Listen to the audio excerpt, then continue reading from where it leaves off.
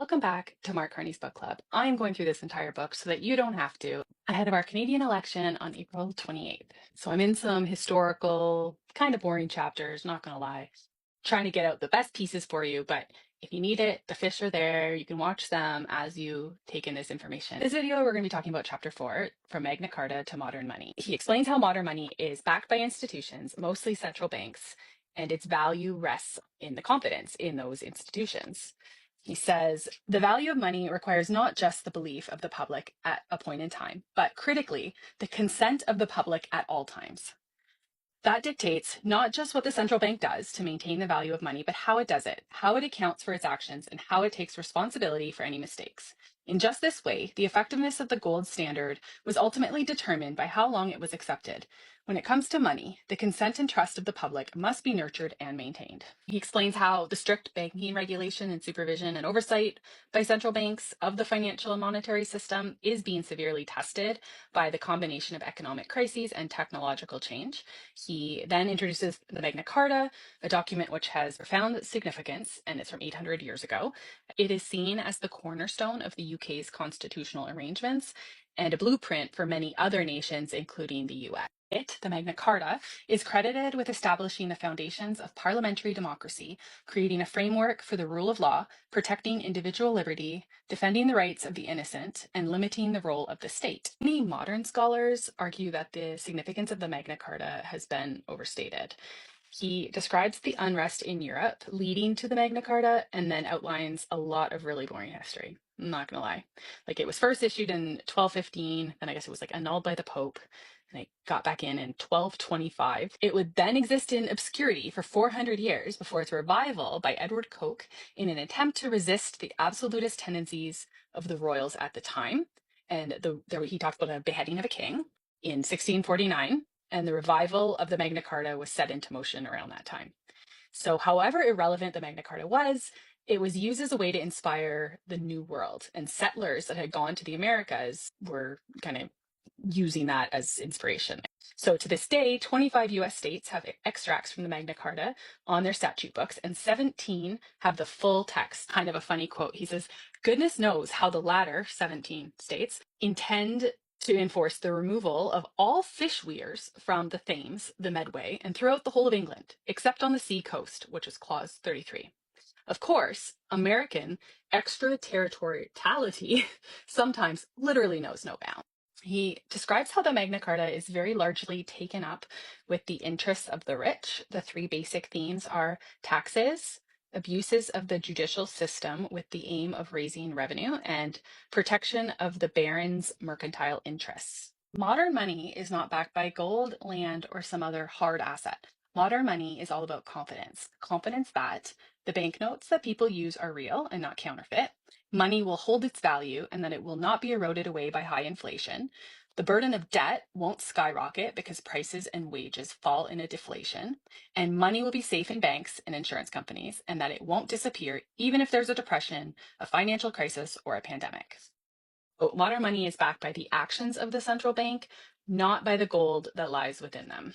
I learned early on as a governor that a central bank might be effective, but it was not sexy.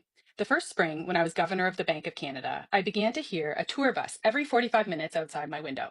The guide would say, that's the Bank of Canada. They have the world's second biggest gold reserves in there. And I would think, no, we don't. We sold our gold in the 90s.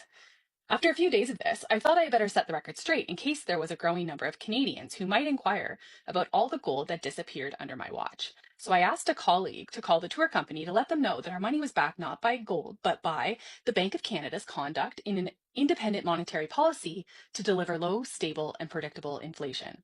I never heard the bus pass by again. It describes how the central banks have two broad objectives central to the value of money. So monetary stability, which ensures that the money's value can be depended on, and financial stability, which ensures the financial system can support the nation's households and businesses in bad times as well as good. The independence of the central bank demands accountability in order for the bank to command the legitimacy it needs to fulfill its mission.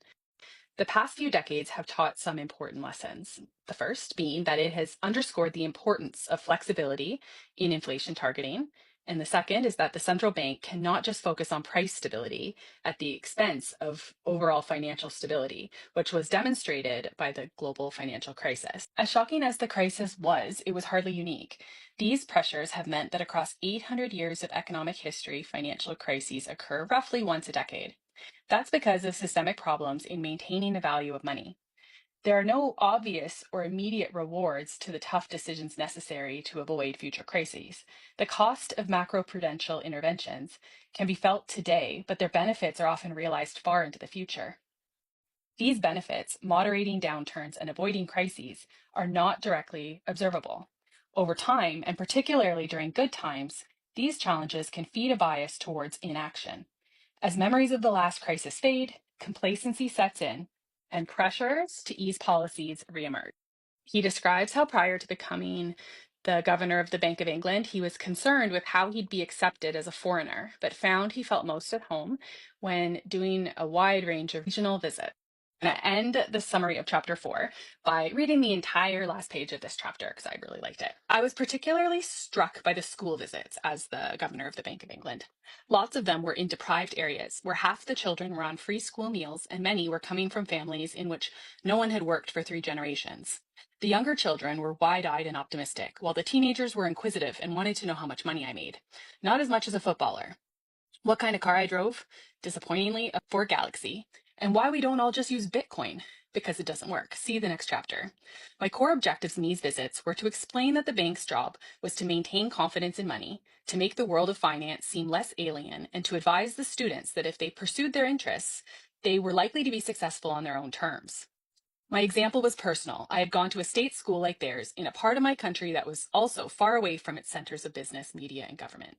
I had studied economics because I was interested in understanding better how the world works, and I had worked at the intersection of the public and private sectors to try to make it work better. I had never set out to be the governor of the Bank of England, and if I had sought the post out, I would have never achieved it. I was there because of an accident of history, but that accident was possible because I was doing something I loved. And if a clown like me from the far north of Canada could become the governor of the Bank of England, there was no reason why they couldn't as well. Afterwards, I would wonder how much of that message sank in, beyond the bit about my being a clown, with which they clearly agreed. Then, a few days after one such visit to a secondary school in the Northeast, I received a letter from a mother telling me that her son had returned from the talk with a new enthusiasm for his studies and plans for the future. She scrawled at the end of the note in large capitals, "Such visits change lives." That is a clue to what gives money its value: resilience, solidarity, transparency, accountability, and trust.